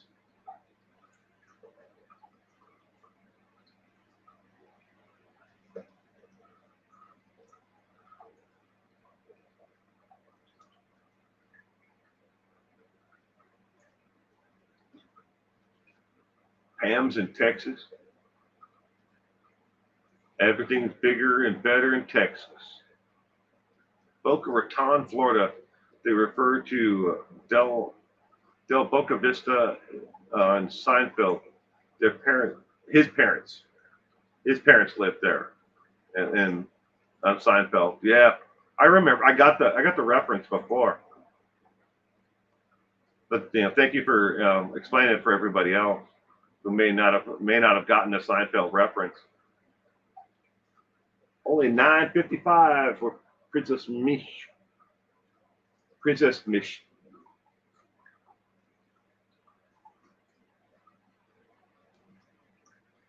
$9:55. Got to be in Pacific Standard Time Zone.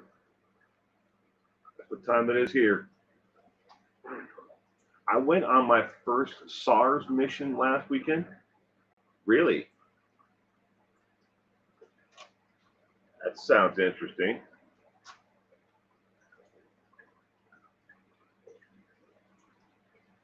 So what did you think about it, Rocky? Oh, in Nevada. You're in Nevada. Oh, I thought you were on the East Coast with Duty Ron. Does Taco get up early? About 5 a.m. every morning. Super chat. Cat gets up at about 5 a.m. If we try not to wake him up, but he tends to get on our schedule for waking up because I get up every morning at 4. My wife gets up about 4:45 Monday through Friday. Well, Monday through Thursday, because she right now the schedule she's working 4:10s. So, and she's often, you know, like this is a 4-day weekend for her, Labor Day. It's 1 a.m. I'm off to bed, folks. Good night, sir, and thank you very much again. You rest up. You got to get better. And say hello to your beautiful wife for us, from all of us. On an official capacity, it was a learning experience. Personally, it seemed like a waste of time, but we did eliminate where that poor lady isn't. Well, there you go.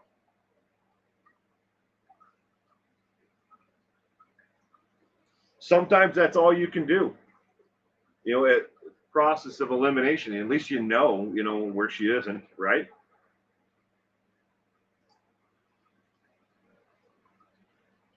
I have a buddy who works for a local dive team here in my area, but he also works with the search and rescue. Well, thank you, Judy Ron. You didn't have to do that, sir. But I really do appreciate it. Thank you. And if you guys haven't, if you're new here and if you're just catching this stream for the first time, you need to go check out Duty Ron's channel here on YouTube. Spelled the same way as his name is on the screen there. DutYron. Duty Ron. You will truly enjoy his content. He brings on some of the best experts, to talk about the cases that he's covering. And he does a terrific job. In case you want to know more about Duty Run, he's got a good amount of people who are here who would be willing to give you the lowdown. But on the Cliff Notes version is he is a retired New York City detective, and he is an honorable man and a man who knows how to never give up. Hence, he just had surgery just the other day. He's only supposed to be using one hand, but he's still here, typing away with his other hand. I appreciate him being here with us. You're in a heat wave. I just caught that. It went flying by. Jennifer, we're in a heat wave here in Cali, 106 to 111 for the next week. Jennifer, same here. Same here. We're actually cooling down. We just set a record for the most days, 27 days straight here, of 120 degrees plus. So, but next week it's actually supposed to get down into right around the century mark, 100, century mark, not the 200. But I wouldn't be surprised if it was 200. Sometimes it feels like we're walking on lava when we walk outside. So it sounds like the same heat wave that you're getting, Jennifer, is coming up the west coast of where I am. Well, I'm not on the west coast. I'm actually inlet. I am far from the actual coastline itself.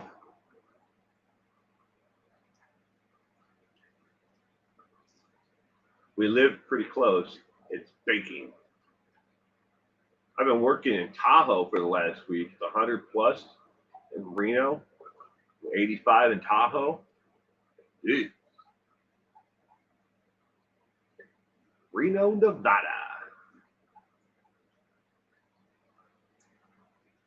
I think if I ever go back down that direction, I want to go see Cerro Gordo. He is the guy who owns the town. It's called Ghost Town Living. But Cerro Gordo, that's how you pronounce the name of the town. But it's just up from Death Valley.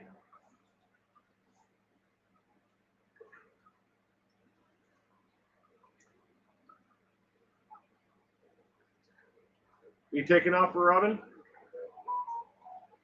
If you are, Robin, you have a great night, and thank you for being here with us. Hang on. Going to Fahrenheit to Celsius conversion chart. All love and respect. Thank you, Deuteron. You have a great week ahead. Usually pretty spoiled with weather here on the coast of SoCal.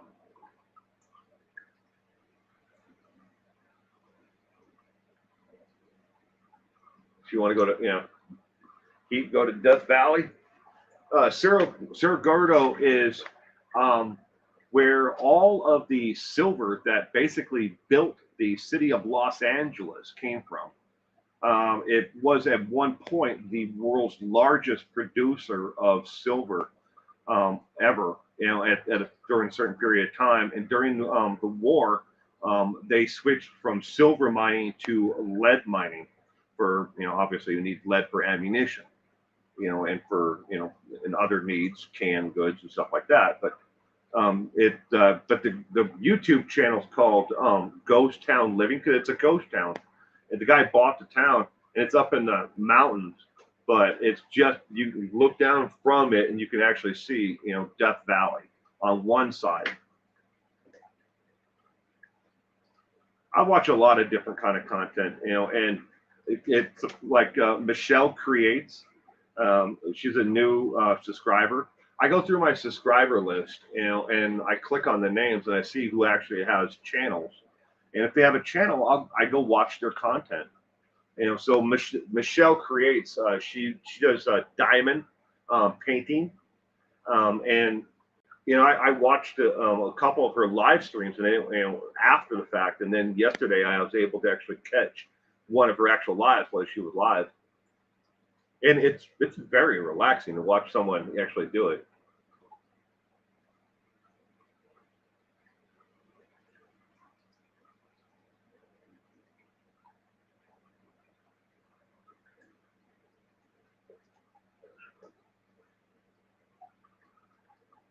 37 to 4 degrees Celsius. Yeah, Ghost Town Living is the name of the YouTube channel. Lead poisoning, Mad Hatter's disease. Wasn't Mad Hatter's disease caused by mercury? But from the big beaver felt hats. I thought it was mercury. But I could be wrong. That's what gave the beaver felts the stiffness to actually make a hat out of them. Was mercury, but I could be wrong.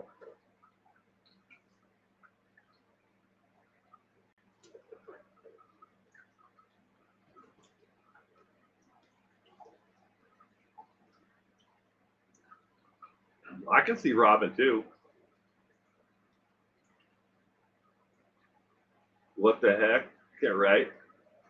Sulfur music, Mad Hatter's disease sounds scary. What the heck? Yeah, that's true. Well, it's been nice, but here with you. But I must say goodnight. All much love. Princess Mish, thank you for being here. And I really hope that you have a terrific weekend and a week ahead. Thank you very much for being here with us tonight.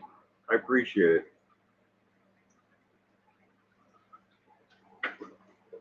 I used to camp in Death Valley. I had so much fun there at night, right, at the right time of year. Hmm. I don't think I've ever been there. I've been to every state in the United States, some of them multiple times, but I don't think I've ever been there. Back in the day, most miners used mercury to extract gold. It poisoned the Carson River. Yeah, that's true. Good night, Purple. Thank you again, Purple, for being here with us. You have a wonderful week ahead. I'm going to get ready for bed. Night, everyone. Good night, Pam. Thank you for being here with us. You have a terrific weekend and week ahead. Mad Hatter's Alice in Wonderland. This is true. Well, I think I'm going to wrap this up too, ladies and gentlemen. My son's gone to bed for the night. I missed it. Didn't get to tuck him in or read him his story tonight. So, everyone, I appreciate each and every one of you being here with me tonight, and I hope you have a terrific weekend and a terrific week ahead. Now, for those who are interested, I will be live tomorrow morning at 8 a.m. Pacific Standard Time, PST. So if you want to catch that stream, that'll be tomorrow morning. I'll be here in this studio somewhere, probably back over there where that green chair is, or this big giant comfy purple chair over here. But I will be doing my Saturday morning live again tomorrow. But thank you, everyone, and good night.